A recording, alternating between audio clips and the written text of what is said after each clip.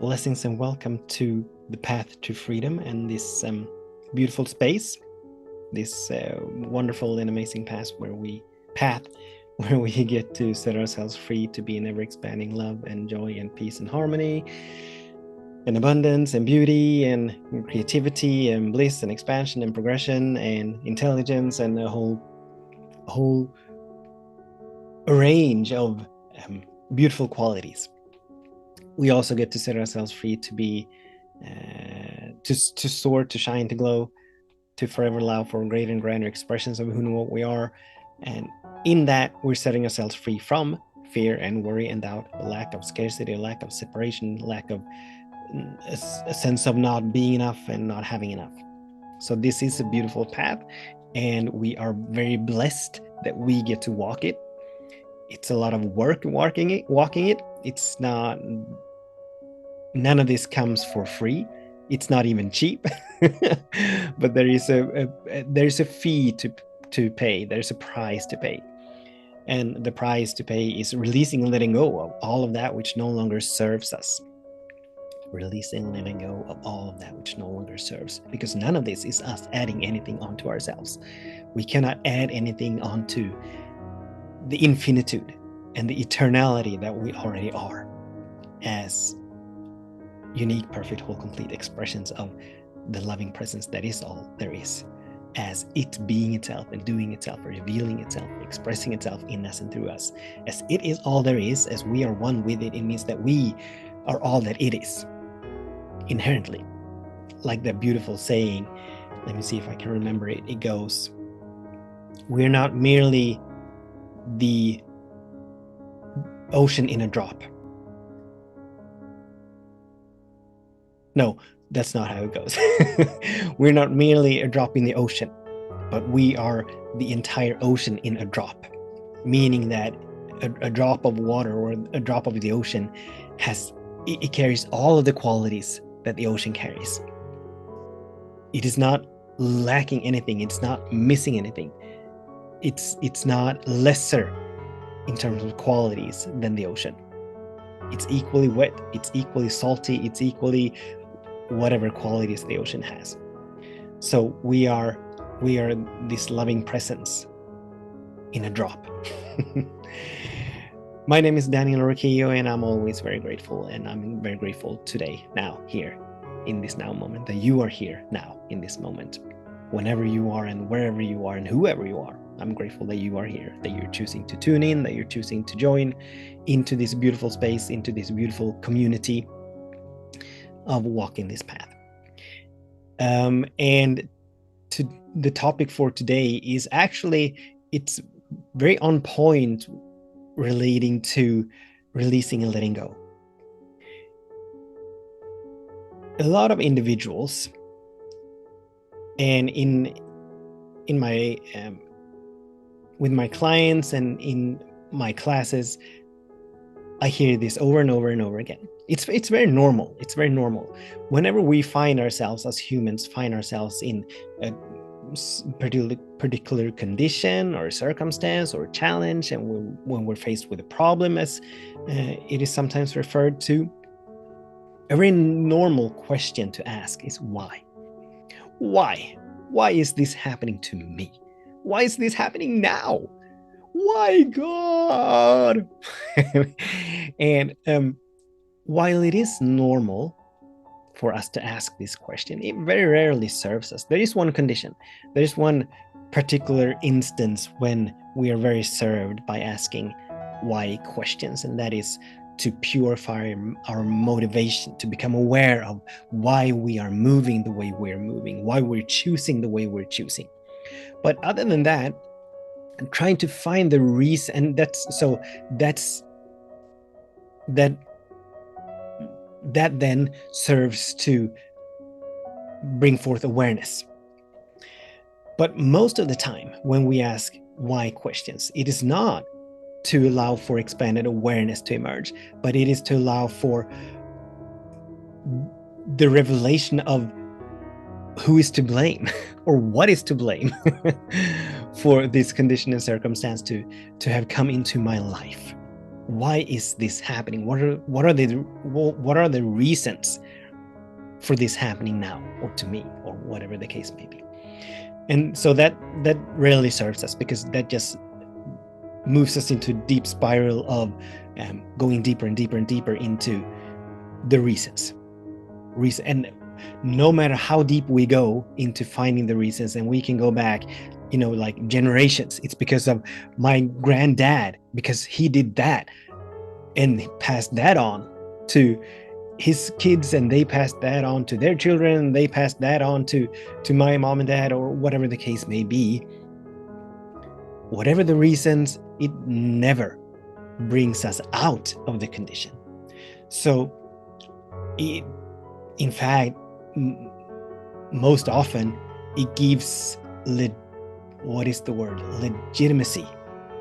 It gives validity to us being where we are, to us being who we are, and for us to do or to experience or choose the way what we're doing and what we're experiencing and what we're choosing. It gives us a reason. So, a different question that we are wise to lean into.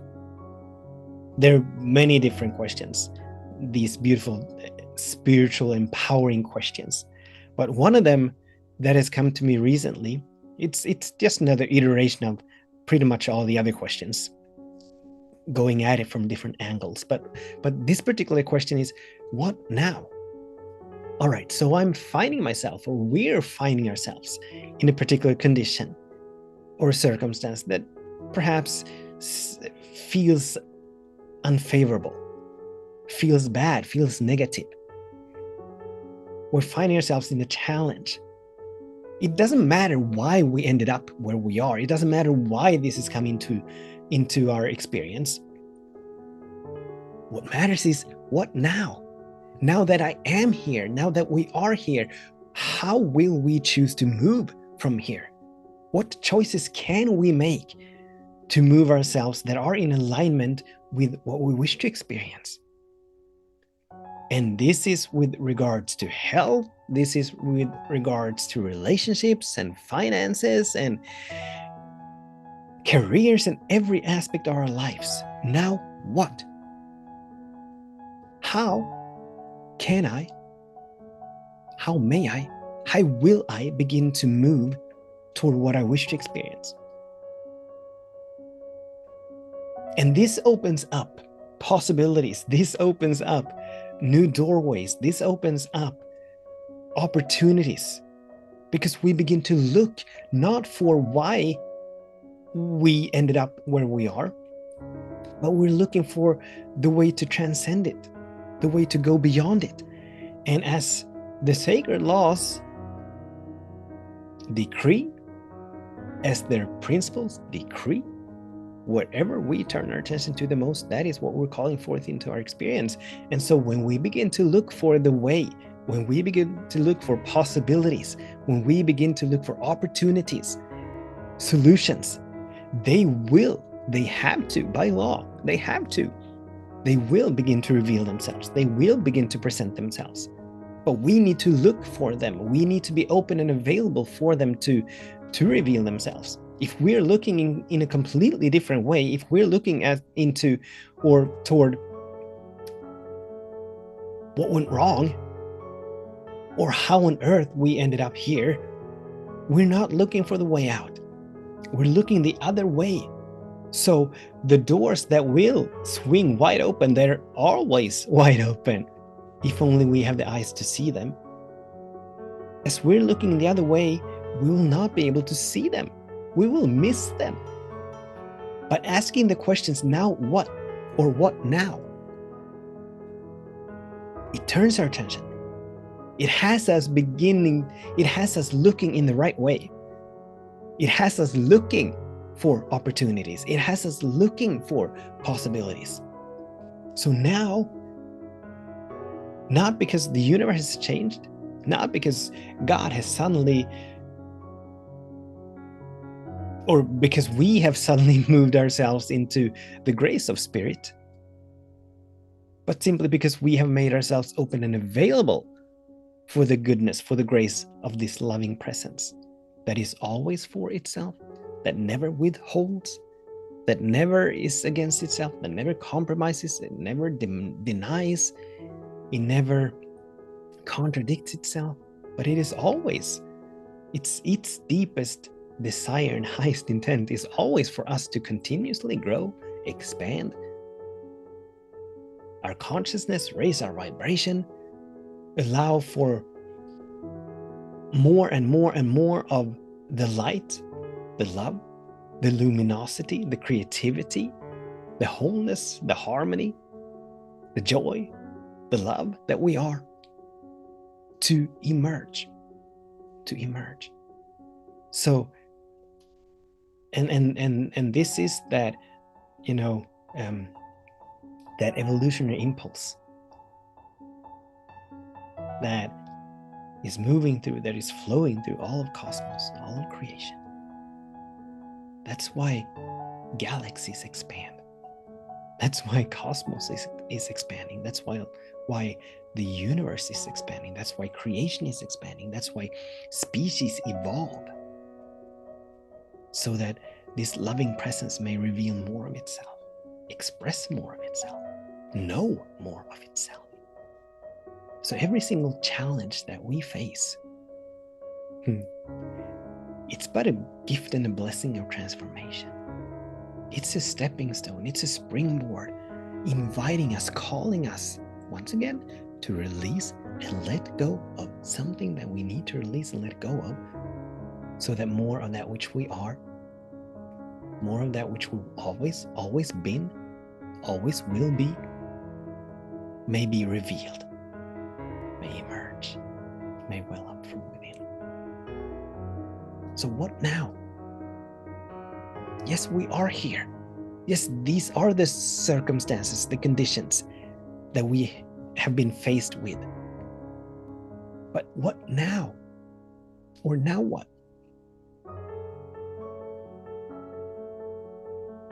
How can I begin to move in the direction of what I wish to experience?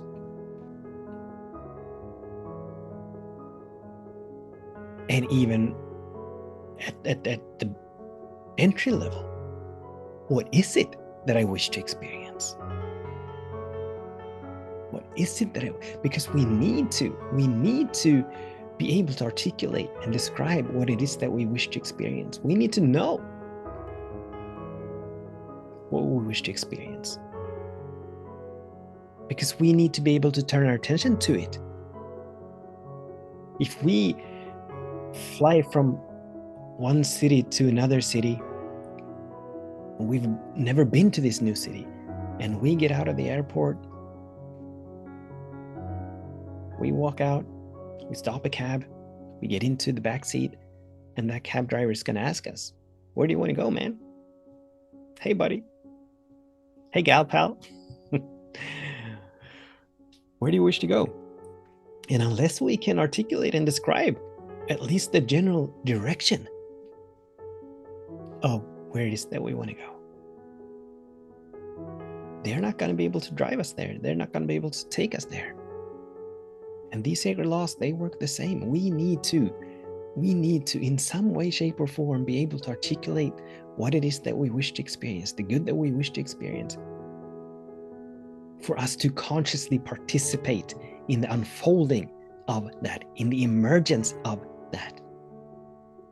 So if we're finding ourselves in a particular condition and circumstance and have no idea what it is that we wish to experience, that's where we are invited, and that's where we need to begin.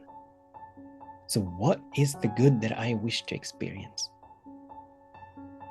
Beginning to catch an intention, a vision, a dream for our lives, for this particular condition, this particular circumstance.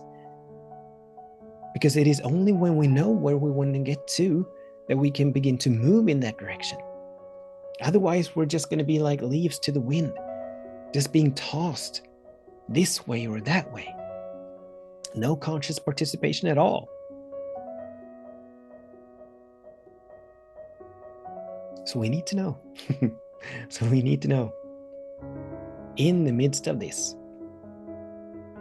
even now, what is it that I wish to experience? More peace, more love, more joy, a new way of life, a different expression of life. I wish to show up in a different way. I wish for my life to be about something different. But what? What is it that we wish to experience? So the invitation is for us is to, when we find ourselves in facing a challenge, to stop asking why. Why is this happening? Why is this happening now? Why is this happening to me? To release that question, to release the why, and begin to ask, first of all, what is the good that I wish to experience? And then, what now? Or now what? Now what? As I'm here, this is my experience. I wish to experience that. How do I begin to move in that direction? What choices can I begin to make that are in alignment with that? What choices can I begin to make that move me in that direction? And then continue to keep moving in that direction. Not letting external conditions and circumstances stop us from being the peace, from being the love, from being the joy, from being the harmony, from continuously moving in the direction of the good that we desire. We need to be willing, we need to be courageous, we need to trust and surrender enough. There are a lot of things that we'll need to cultivate within ourselves. But becoming clear over what it is that we wish to experience and how we can begin to move in that direction, that's the first steps. So those are the invitations, and those are the questions. Until we meet again, and before that, if you know of someone who you'd feel would benefit from hearing this, from getting this, please invite them. Share this talk, share this message, share this video, so that they too may begin to move this beautiful path, along this beautiful path. Now, until we meet again, thank you so much for tuning in, for joining me.